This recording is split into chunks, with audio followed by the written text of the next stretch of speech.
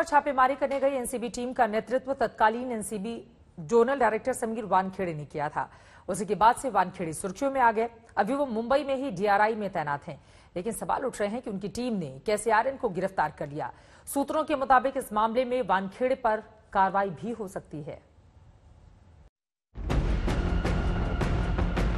Aryan drugs case के दौरान जबरदस्त सुर्खियों में रहने वाले समीर वानखेड़े अब करीब 6 महीने बाद एक बार फिर से सुर्खियों में हैं और इस बार भी सुर्खियों में आने की वजह आर्यन ड्रग्स केस ही है। फर्क बस इतना है कि पिछली बार जब वो चर्चे में थे तो ड्रग्स केस में आर्यन के खिलाफ की जा रही कार्रवाई को लेकर थे और इस बार जब वो सुर्खियों में है तो उसी ड्रग्स केस में आर्यन को क्लीन चिट मिल जाने की वजह से है। यानी एनसीबी के जोनल डायरेक्टर के तौर पर जिस केस को लेकर कल तक वानखेड़े लंबे चौड़े दावे कर रहे थे, अब वो केस औंधे मुंह गिर चुका है और खुद वानखेड़े सवालों के घेरे में आ चुके हैं। यहाँ तक कि क्रूज ड्रग्स केस की गलत तरीके से जांच करने के इल्जाम में अब उनके खिलाफ कार्रवाई तक की बात होने लगी है। आपने जो चार्जशीट फाइल की है अभी, क्या उसके आधार पर आप लोग यह भी रिकमेंड करेंगे कि उस वक्त की जो एनसीबी से कमी रह गई थी उन अधिकारियों के खिलाफ कोई कार्रवाई हो?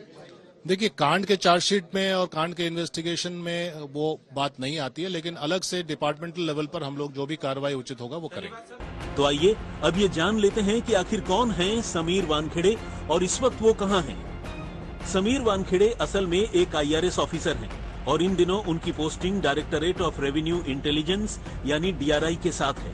उन्हें डीआरआई से 4 महीने के एक्सटेंशन पर एनसीबी यानी नारकोटिक्स कंट्रोल ब्यूरो भेजा गया था, जो 31 दिसंबर 2021 को पूरा हो गया और इस कार्यकाल के बाद उन्हें कोई एक्सटेंशन नहीं मिला।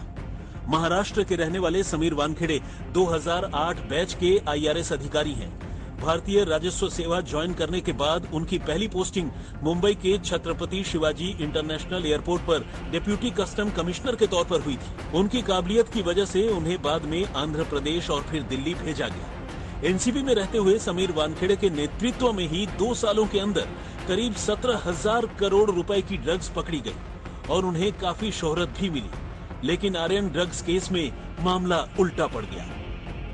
आर्यन केस के दौरान महाराष्ट्र सरकार के मंत्री नवाब मलिक ने उनके खिलाफ मोर्चा खोल दिया था। नवाब मलिक ने समीर वानखेड़े पर आर्यन को गलत तरीके से फंसाने के साथ साथ कई संगीन इल्जाम भी लगाए थे, जिसके बाद उन्हें इस केस से हटा दिया गया था। आज तक ब्यूरो।